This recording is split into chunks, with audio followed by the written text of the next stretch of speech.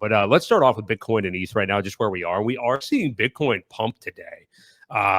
Be cool if my throat stopped with the Kermit thing here, but we're up over 101K right now for BTC, 101,288. Ethereum is tagging behind, although a little bit slowly still at about 3850, still not where it needs to be ratio wise with BTC, but we have seen it start to move up a little bit. Cool to see Bitcoin over 100K again, though. I mean, either way, I mean, anytime you see it back in six figures here in 2024, it's pretty awesome. It did hit 100. You know what's so funny, man? I can't even believe this. It was actually after we got off the air last week. Yeah, it was 100. Yeah, for the first time was 100K. I can't even believe that. That seems like it's been weeks to me. I swear to God that it's been at 100K. Well, I got worried because on the stream last week we were talking about it. My comment was, I think we're going to have a hard time getting through it. And then right after the stream, not long after, within an hour or two, it broke through. It went the whole way up to 104, and then there was some pretty good sell pressure, and it like smacked it right down to earth. So I was like, whew, I wasn't all that wrong. I was just off by a little bit. So again, we are seeing that, these levels are critical. They're it's a sentimental thing with this 100,000. It creeps up, and then it gets smacked back down. And right. I do think we could see a little continued consolidation in this range for a little bit of time. I think it's going to take some time to play out. And I wouldn't even be surprised to see a drop back into these 85, 82 area, because there's, again, these candles that went from essentially 73,000 up to this level right here, about 85,000.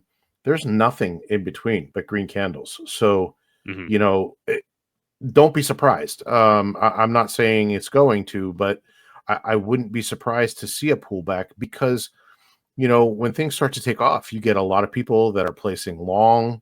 They're placing their longs. If there is any kind of liquidation event, that cascades, right?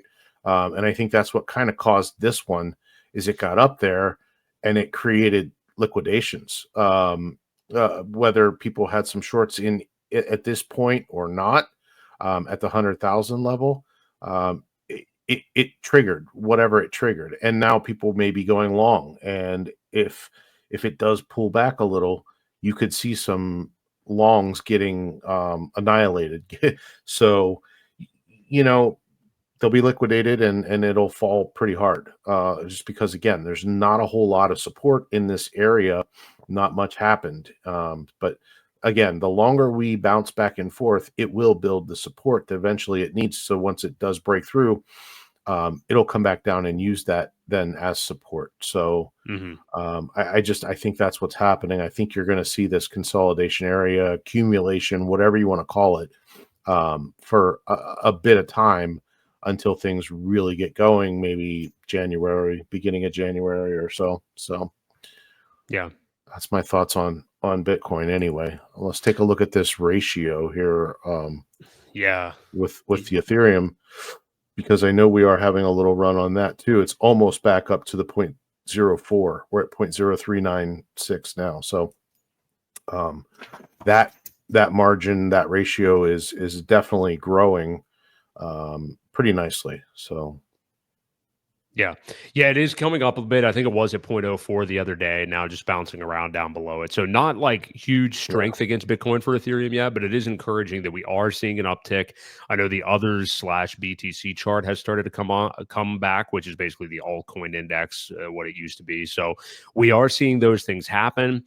There's been tons of people that are just like all in on Bitcoin right now, that are seeming like they're kind of marking the top of the Bitcoin dominance. We're starting to see that come down. Really right on schedule. I mean, we're here in December and the Bitcoin halving year, getting ready to go into 2025 for the big bull run. I think it's all pretty much right on time. And then I don't want to get deep into this, because really doesn't matter much anymore. But we had CPI data came out today in the U.S., which had inflation at 2.7%. I think it was today, maybe it was yesterday, I don't know, which was higher than they expected. Nobody really cares anymore at this point. They're going to be printing money either way. And I did forget, FOMC is actually next week. So December the 17th and 18th.